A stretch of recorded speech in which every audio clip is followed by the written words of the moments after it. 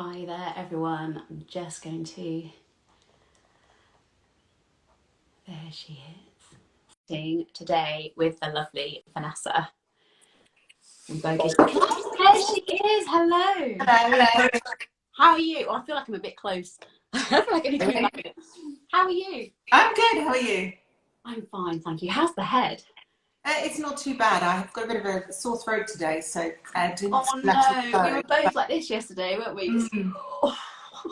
I felt your pain from all the way. Yeah. Oh, thank you so much for joining me. You're looking incredible despite headaches and stresses and things that are going on. It's the wonder of makeup. I didn't look like this 20 minutes ago. In fact, my hair looks like my daughter called it yesterday a dirty, shaggy dog. Because I just washed it and left it, but so I had to magically do something to it. I feel like that could become a thing. We'll all be going to the hairdressers saying, "Can you have that dirty shaggy dog?" Yeah, it was a bit shaggy dog earlier. It's my spaniel's ears look when I do nothing to it. Cool. Okay. Well, you look amazing anyway. Dyson, very quick Dyson at the front. Okay. Front only. I can't show you the back. Yeah, that's the thing. That's the thing. So thank you so much for joining us today. So this is Women on a Mission Live. It's all about finding out a bit more about the accounts, because we're very good, aren't we? Well, I'm very good at kind of hiding behind the accounts, but it's always really lovely to find out a little bit more about the person who we love to follow and love to chat to online. But I think that what we have missed, certainly over the lockdown period, is conversation, isn't it? So the format is very relaxed, very chilled, and just between you and me about life. And did we say cake? I was like, I didn't get a memo about cake. I should have bought cake. No, I've been doing stories. I'm off baked goods, so I can't eat cake. So I'm on oat cake, which is why if you see me, maybe they are tasty. Yeah, I do like a good cake. Good cake. So we are just going to be 5 questions from my followers to you, and then we can find out a bit more about you and your account. So first of all, I just want to say thank you so much to everyone that's joining. It's really, really good to have you here. Bit of a different time. Normally I do these at 7:30 in the evening, but we thought, let's go for lunchtime. Let's go for lunchtime. So yeah, 7:30 can be a bit noisy here. Same. Yeah, it's not always brilliant for everybody, is it? But so we try and have some in the evening and then some at lunchtime too. So thank you. So can you just tell us who is Voguish and Clamity, and can you share the story around your account and your background? And so I worked in clothing, fashion, product developer, and I kind of was struggling a little bit, obviously, with my daughter, difficulties. She was hard to get out of the house. My husband was struggling with her. So I took a little break, took a little career. I was only going to take a year. And in that year, because she was quite hard to deal with, I got very frustrated. And I thought I needed to do something to sort of keep my toes in the fashion side. I first started writing about this difficulties with my daughter, because a lot of people have always said to me, I need to write. They like my stories, they like my emails. They say they sort of can't wait for my emails because I've got the way with words. So I thought you write beautifully. I love how you write. Thank you. So I thought I'd do that sort of as a way to connect with other people with difficult children. So I started a blog on neurodiversity, and I kind of just felt that it really helped me. At that stage, I'd registered a domain, Voguish, years before, because I was going to do a little bit of styling. Didn't use it, but then when I wanted to start writing the blog, I thought, well, I've got it, I've bought it, I may as well use that. But I didn't feel that it really fit the type of stories I wanted to write, which was going to be quite a lot involving the comedy side with my husband, whom I call Calamity. So I sort of came up with Voguish and Clamity because I thought, well, it's going to incorporate all our funny stories, and it's also a little bit of, it doesn't matter how shiny and styled and well put together something is, there's always a sort of a disaster or a calamity somewhere nearby or behind it. It's sort of just dressed in a neat package. So I think that was the idea behind it. So it's about sort of, this is what you see, but this is what's actually going on.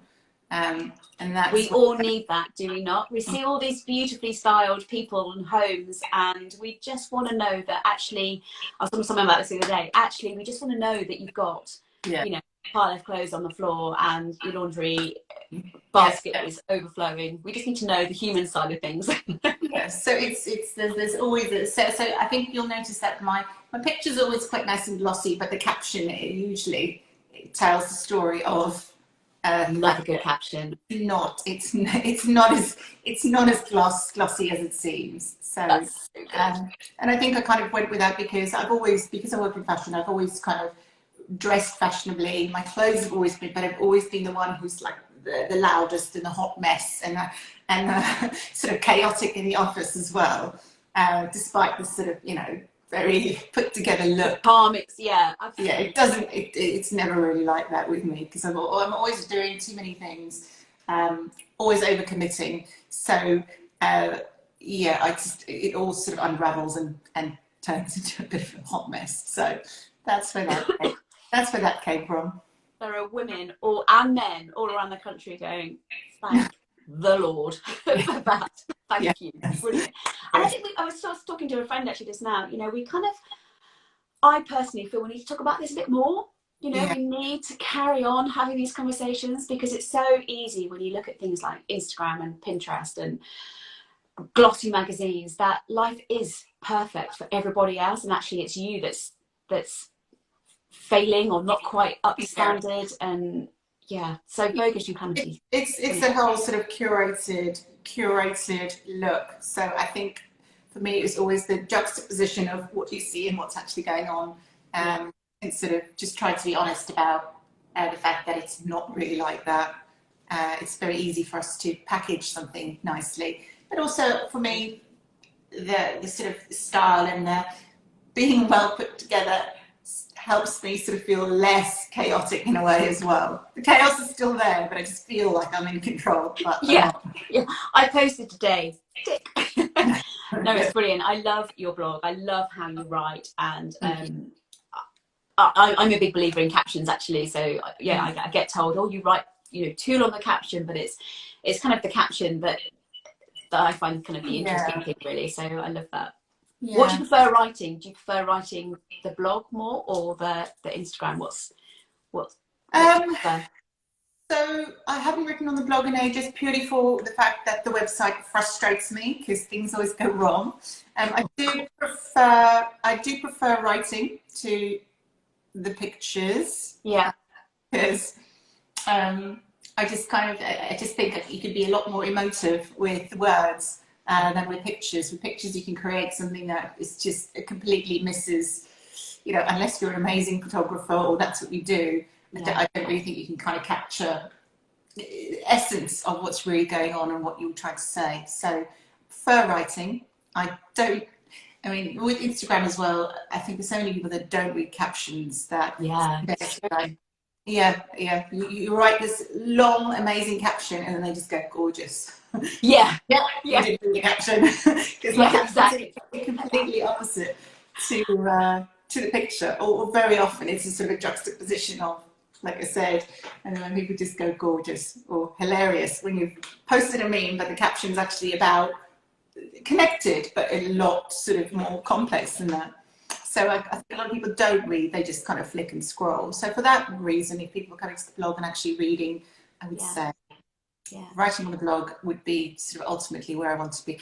I actually would like to write a book, and my husband keeps asking me when I'm going to start. But that is fabulous. I love that. He's encouraging you to do that. That's brilliant. Yeah. So writing, yes. I think for me the Instagram as well is just it's that whole thing, the algorithm, all that. Yeah, what's real, what's not, what's curated. I love the sense of community in there because people don't write on blogs. I do like the DMs and the feedback. Yeah. So there's sort of the really honest chats. The sense of community on Instagram is really good. I totally agree. I write a blog and no comments actually on it, and you're like, no, I want to hear your feedback, but actually lots of DMs, lots of, like you say, comments on the posts and things, which is fabulous. So I think both lovely. Maybe we should start a campaign on read the caption, comment on the blog. Yes, yes. We'll come to the blog and have a chat. Yeah, absolutely. There's a lot of love for the fact that you're going to be writing a book. That is brilliant. Well, I hope so. I hope so. I'd like to write. I have made a start. Written 1 page. Well, you've got to start somewhere. I have made a start. I mean, it's been talked about for a long time. I mean, I've bought a book writing package. I don't know how long ago. It's just, again, it's that chaos. I overcommit and do so many other things that the time to sort of focus on something that needs so much focus. Because I think when I write, I like to be in my own headspace. I like to be quiet. I don't like anyone to talk to me. Yeah, absolutely. As I'm going to my own world, and sort of when you have kids shouting, yelling, excuse me, or a husband asking you what you're making for dinner, then yeah.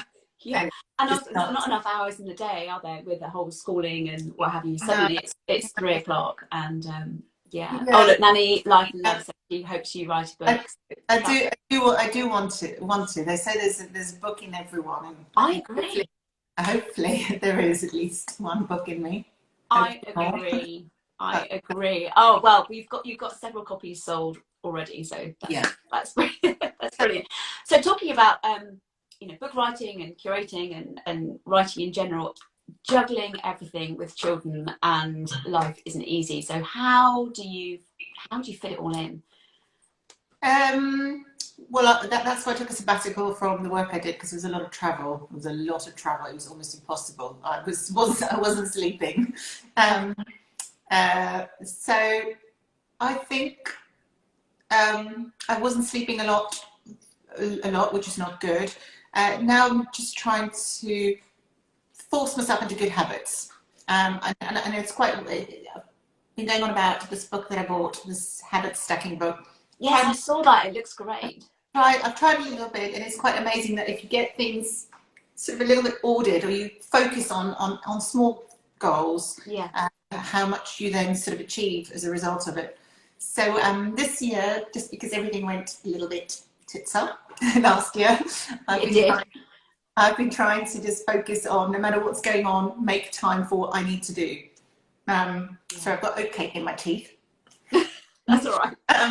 So just try and make some time for myself. And the other thing as well is just to just make sure I spend time with the people that help me pick me up. That helps as well, because just that reset and refocus. Sort of, I think when you get anxious about what's going on and too many things going on, then it all just sort of gets a lot worse. So I think just sort of using the strategies that make you, or keep you sort of afloat is probably, I would say, the best coping mechanism. I speak to a friend almost daily, problem solving when there are issues, just by WhatsApp. We hardly ever actually talk, but it's just little messages, just to sort of sense check.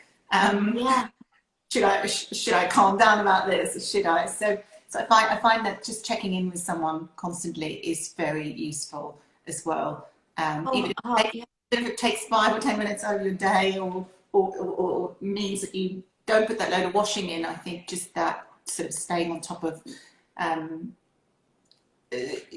where you are with anxiety and mental health, it just sort of wins over everything else.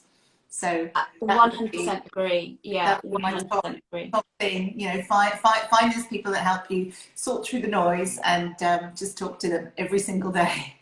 Absolutely. And I think I was just talking to a friend actually, and we worked out today that we have known each other for 15 or so years. Not quite sure where that time went. Really, where that time went. But actually, that they're a part of who you are, and they know more about you.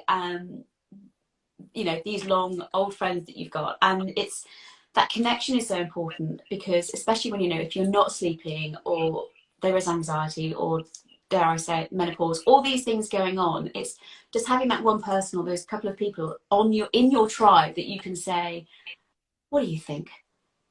How's it going? How are you? And you don't have to solve world peace or whatever else is going on. It's just that just going on today. They can just say, calm down, have a gin. Well, and go to bed at 8 o'clock. I'll talk to you. It's just this sort of, yeah, I have a group of friends that we just always constantly talk. Usually I feel a lot better. I've got a friend that I'm now phoning every weekend as part of my habit stacking. Very close friend, she moved away. But again, okay, because she never had one before. That's brilliant. I feel like I've got this. So we've now committed to, she's a single mum, she's very busy, but we've committed to talking to each other every single weekend, no matter what. And, you know, it just makes us feel better. Absolutely. Makes us feel better. We forget what we were stressed about. Yeah. We laugh about stupid things. She's single, so the men she's not dating, Yeah. things like that. It's just about finding those people that make you feel better rather than kind of make you dwell on the negativity. I think there are people that can do that, and I think one of the big things I've learned is just to sort of shift them aside. Yeah. You don't have to treat them badly, but just sort of shift them aside and focus on the people who just make you forget that. Well, the cheerleaders in your camp, you know, it's really important to have those people around you, isn't it? And sometimes I think we can forget that they, you know, you would be there for them.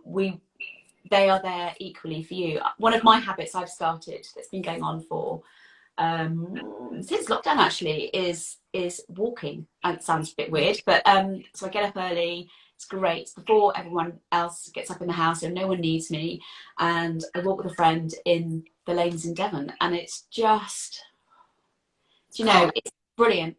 It's brilliant. Rain or shine, we get a lot of amazing sunrises. We get quite a lot of mizzle, I'll be honest. But you know, I know that I can come home, and that time is, well, it's unnegotiable. That time it happens, and we've had a good old chance to have a good old bitch and a moan if we want to, or just stand and just take it all in, or just, you know, try and get up the hill because they're pretty hilly. Yeah. And then I know that I've done something for me, and B, I've just had a bit of space, you know, and it's just been brilliant. Free therapy, basically. Absolutely. I'm a sucker for a sunrise anyway, so it all helps. But yeah, it's putting those little things in that, you know, are non-negotiable and are good habits, then that can help you tackle the rest of the day. Yeah, exercise is good as well. I told my daughter yesterday that I'm going to have to do more exercise, and she said that's not so bad. You're happier when you exercise anyway. Yeah, so, true. Finding the time, making the time for exercise is quite a big one. It's one that we all let slip a little bit too often, but it does make a big difference. So try back into that. It does. You have to join me on a walk. Yes. Early morning walk. Yeah. Early morning walk. So how was life for you during lockdown? What did you have moments that you kind of embraced, bits that you really liked about it, and bits that, like everyone, really didn't enjoy at all? How was it for you? So when we first went into lockdown, it was very stressful because my daughter wasn't diagnosed yet. Wookie wasn't diagnosed yet. We knew that she's very difficult at home, but not at school. Do you mind me asking you to share with the people that are listening that maybe haven't come across your account yet, where they've been? But can you tell us a little bit about that? So I have a 13-year-old daughter whom we've suspected is autistic since she was 2. My friend is a social worker who works heavily with autistic people. She identified it quite early on, and but because she's very complex, it's took over 10 years to get her diagnosed. And in that time, they sort of slapped all sorts of other labels on her, which the strategies didn't work. She was masking at school, so she was hiding her difficulties at school and then coming home and exploding quite horrifically. Yeah. So it went around in circles that it was us, nothing wrong with her. And so we went through lots of training and training and training and training. So when we went to lockdown, we were in a sort of position whereby we'd had a massive amount of training and strategies for a whole range of disorders, oppositional defiant disorder, conduct disorder. I'd had training for pathological demand avoidance, and we'd been coached for autism via sort of high-level specialists as well for quite a long time. But because she wasn't diagnosed and because she didn't have a plan, We weren't given any support. She wasn't given access to school. So we said we were worried that she'd de-socialise and lose the skills that she'd learned. Yeah.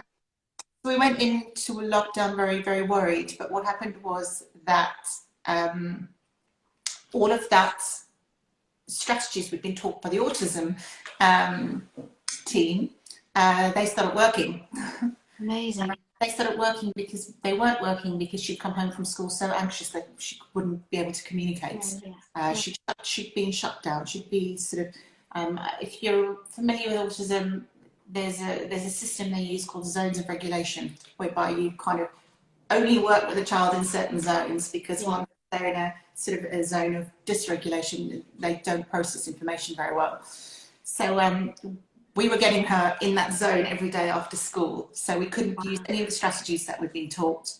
So nothing was working. And in lockdown, because she wasn't at school, because that anxiety was removed, at home things shifted, and those strategies started working. So on one moment then. Sorry? Big breakthrough moment. It was a breakthrough moment in terms of understanding what was causing difficulties at home and what was triggering her and stuff like that. But then obviously she also decided that she could no longer integrate socially, and she stopped going to school. And so when lockdown ended, she just no longer could function. So we learned a lot about how to manage her, but then she learned about herself that she didn't want to put herself through the trauma of coping in an environment that wasn't supporting her. Understandably. She just stopped being able to, because at home she can be autistic, outside she's pretending not to be. And that is such hard work for her to have to do that. So for us, lockdown wasn't too dissimilar to how we were doing things anyway, in a way, because she never really liked going out, so we didn't go out much.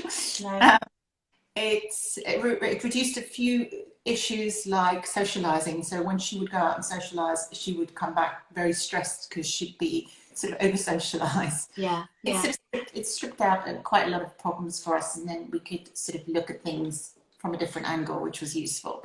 But then on the flip side, it also created a whole new layer of issues. So it was good. We weren't too fazed by it because we didn't have a child that came home like sort of upset and anxious every day. So it was almost a little bit of a calm period for us. I was going to say, did you feel like things had kind of slowed down? It was. It slowed down, and then took away all the things that was causing her the anxiety that would make her lash out at us. But then obviously it just kind of created a new level of difficulties as well. So that's how it was for us. I think because we kind of were quite used to not being able to take her out from when she was very young. She couldn't cope with being in busy environments. So for us, my husband, Calamity, and I, we've always kind of socialised at home. So I think the hardest thing was not having friends over. For us, that was hard. But I think we sort of just adjusted. We adjusted. We still don't go out very much. My son said this morning, should we go to Legoland? It would be nice if we could all go, but my daughter doesn't deal with environments like that. So it sort of took away a bit of the anxiety, but yes, that was lockdown. How was it for you? For us, it was well, actually, they say you be careful what you wish for. My two children swim, so they compete and are swimming a lot of the time. So I think said in February, gosh, it was nice to have a pause button just for a minute, just so we could just catch up breath, give the washing machine a break, and then before we knew it, we were in lockdown, so everything obviously stopped. So it was kind of managing the teenagers through that and trying to keep them interested and fit more than anything. And then of course, they're now in GCSE A-level years. They had just started, so it was just managing the whole schooling thing with them. My husband works at a hospital, so he's frontline, so that was pretty pretty stressful, still is, still is. But so from a negative point of view, things we didn't enjoy was just the whole stress around all of it. Husband going off to work, not knowing what he was bringing home, the stats that he was given for, you know, him getting it and everything. Oh, it just, yeah, all of that was really, really stressful. The nice thing about it was that we were all home together, which doesn't happen very often. It doesn't happen very often because, you know, one or other of us is driving to somewhere only over an hour away. So for us to be home and having family meals together was actually, dare I say it, just a really lovely time spent. But then of course it's trying to make sure that they're fitting well and everything else as well. So yeah, it was, what a time of it. What a time of it. You know, just managing. I think as certainly as women and mums, you just try and manage everybody else, don't you, as well as yeah. My son was desperate to get back to school. I think he just wanted to get back to school. Yeah, and they miss their friends so much, you know. They miss their friends so much. Very easy to you know, lose that connection because they're not seeing each other every day. Yeah. Hopefully. Hopefully no more. Hopefully no more. Yeah, Calamity's always worked through at home from the very start because he's key worker, but he's government, so he was sent home and told to stay there until further notice. So he's worked from home through most of it. He's sort of tentatively now doing a few days in the office. Yeah. So, and how's that work for you? Well, okay. Fine. So we had a loft extension, and we had an office dressing room in there, which he took over, and it went on for a bit longer than normal because obviously I used that to sort of do some of my filming, and my clothes are there. So so there were many days where I slipped in there with the towel, and he's like, video on. Yes. Down, and he's like, video on. So then he decided to buy a rowing machine because we decided we needed to exercise at home. He bought a rowing machine, and this thing couldn't fit anywhere, so we had to put it in the office study dressing room. Yeah. So we've had to move him to the spare room for his office, which is fine. We rearranged everything, bought a sofa bed, rearranged it all. It's taken months to sort of just orchestrate shifting everything. Yeah. So it's okay. The only thing is that I started doing more filming in the kitchen, but now he's above the kitchen, so I can still hear him. Oh no. Which, some of his work is sensitive, so I can't let it be caught on film. Yeah, no, of course. So that's tricky. So I didn't film upstairs and do as much kind of content because it was always like, what's he saying in the background? Yeah, absolutely. And now I can hear him through the kitchen. So we just have to have a discussion to say, I'm going to film now. Yeah. Do you have any meetings that possibly will be picked up in my stuff? So that was the sort of tricky part of it. It's just sort of not unwittingly recording things that I shouldn't be recording. Yeah, no, of course. Yeah, no, absolutely. I mean, I remember my husband coming home and going, I can't talk to you. I need to kind of get changed here and leave all the clothes there. And then I've got, meetings and seminars and things I need to attend, so I know what I'm doing. I think everyone's had various different things, and certainly having lots more kind of Zoom calls and things where you'd be having clinics and goodness knows what else. Yeah, it's very, very strange times, and I just hope that everyone is able to navigate this whole new part of the world that we're now finding ourselves in. It's all been very stressful and strange. So are you okay? That was my coffee machine making a noise, sorry. Oh, okay, cool. So let's talk about something fun. Your bucket list. Yes, my bucket list. Do you have many things on there? And if so, what are your top 3?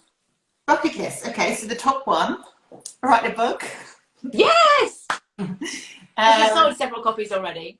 What will your book be about? I didn't ask you that. I don't know. I think that I'll probably fictionalize well, not fictionalized, maybe use some of our very, very funny life stories and work it into sort of a book which is sort of semi-autobiographical, but sort of more of a novel. I'll take inspiration from things that have happened to us and we've done to build it into some stories. Yeah. Hopefully. Fabulous. Yeah. Hopefully. Well, one of my hashtags is dream it, live it. So if you've got a dream, then the only thing that's stopping you from living it is you and your someone said the other day, it's you and your ego. Yeah. So it's the whole fear of, the whole fear of failing, the whole fear of not finishing it, the whole fear of it just not, the negative fear. Whereas it's an exciting adventure that you can take yourself on with this writing. So yeah, if you can dream it and you can, it's in your bucket list, then you can certainly live it. So yeah, it's gonna happen. So that's one. Bucket list. What's on my bucket list? So I think before children we went to Thailand and we did diving and we never did it again. So I think we probably would like to go to Thailand again. Yeah. Which I'm going to say this is a bucket list because it's problematic with a child that doesn't like heat. Oh. So yes, I guess that's maybe why it's bucket list rather than other destinations, because it's obviously something that poses challenges, but hopefully at some point we can try and work something out to do it. Yeah. And then I think what we have wanted to do for ages is go skiing again, because again, same reasons, haven't gone skiing since before children. Yeah, we're hoping to make plans to go skiing sometime. I think that's one thing that, I can certainly speak for people that kind of are in my little community, is that's one thing that we've really, really missed is travel. And, you put something in the diary and it's now a question mark rather than we are going on the plane to this place on this date, because unless we get sick, it's going to happen. Whereas now, you put something in the diary and you hope that it's going to happen, but you're not necessarily sure it definitely will happen. And that's kind of been taken away from us, hasn't it? But yeah, I think travel certainly for my kids, they've missed having that family trip, that family special time. And of course mine are now getting older. I've got one who's looking at universities and all sorts, and you kind of, as a mum, it's like time's slipping away. So yeah, more family stuff to get those good. Yeah, stop wanting to travel with you soon, aren't they? No more holidays. I know their own adventures. I think we also kind of took it for granted. Maybe people won't take it for granted quite so much now.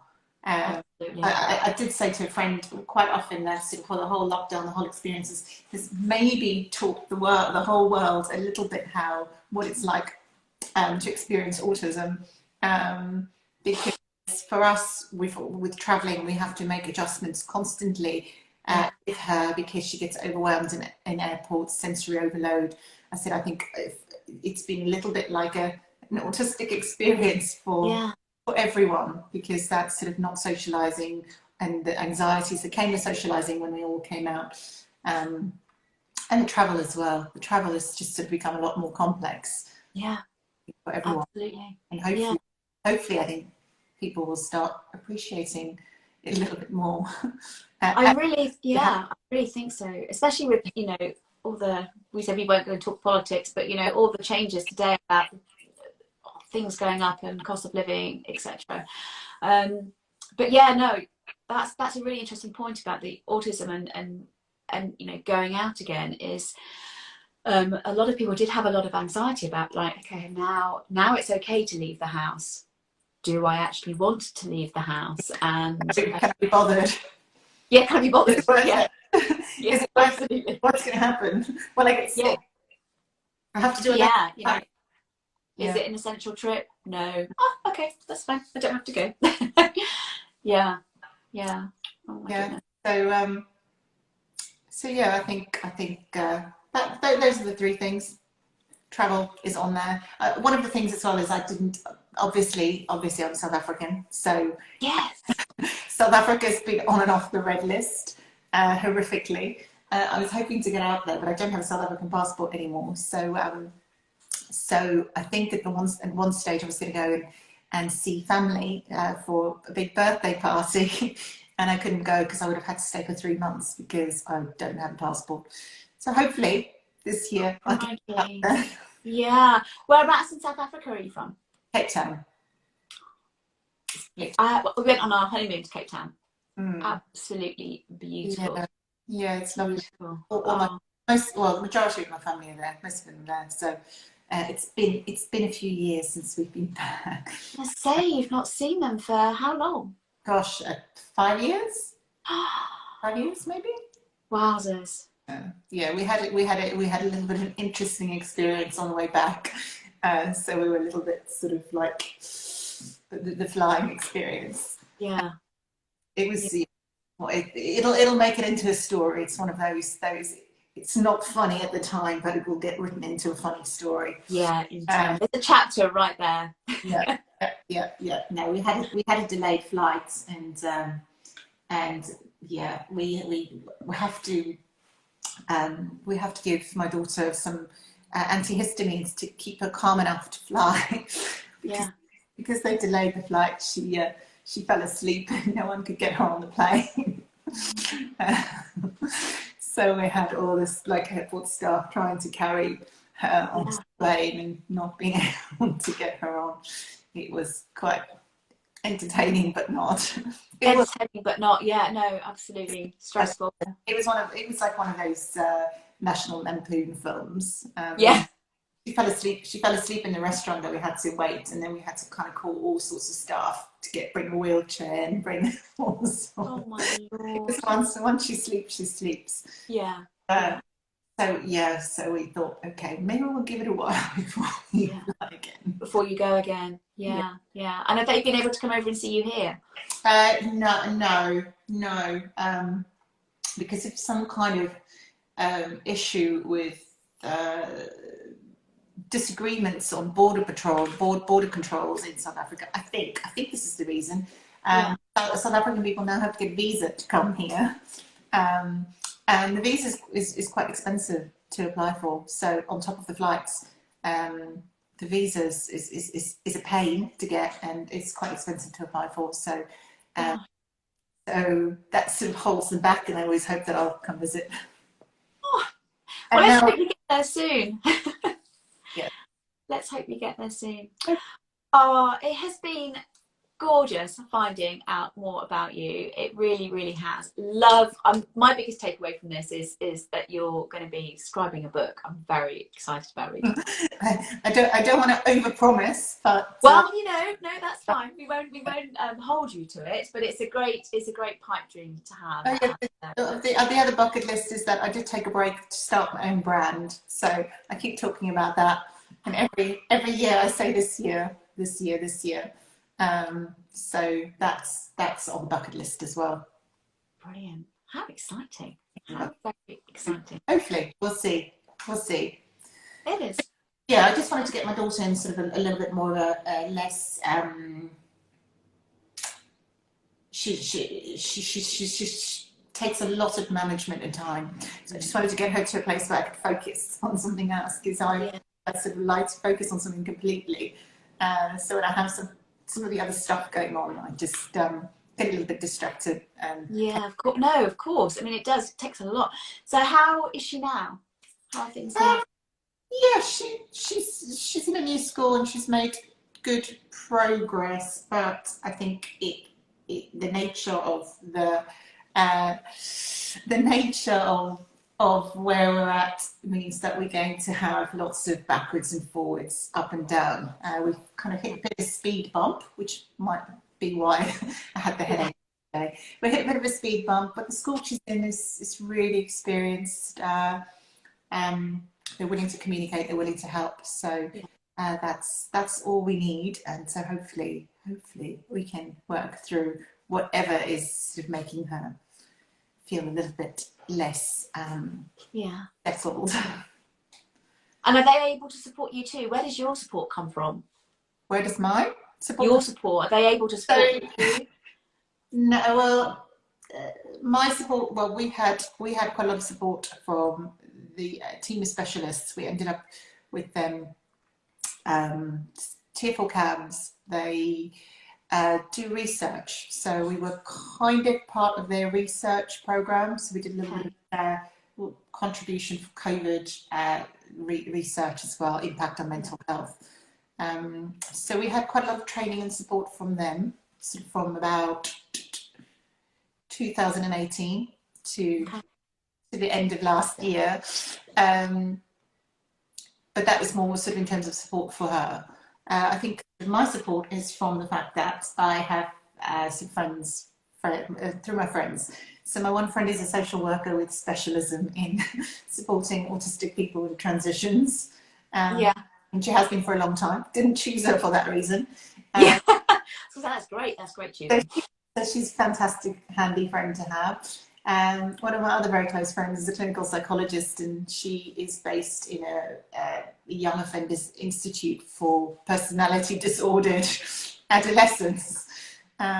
So she's quite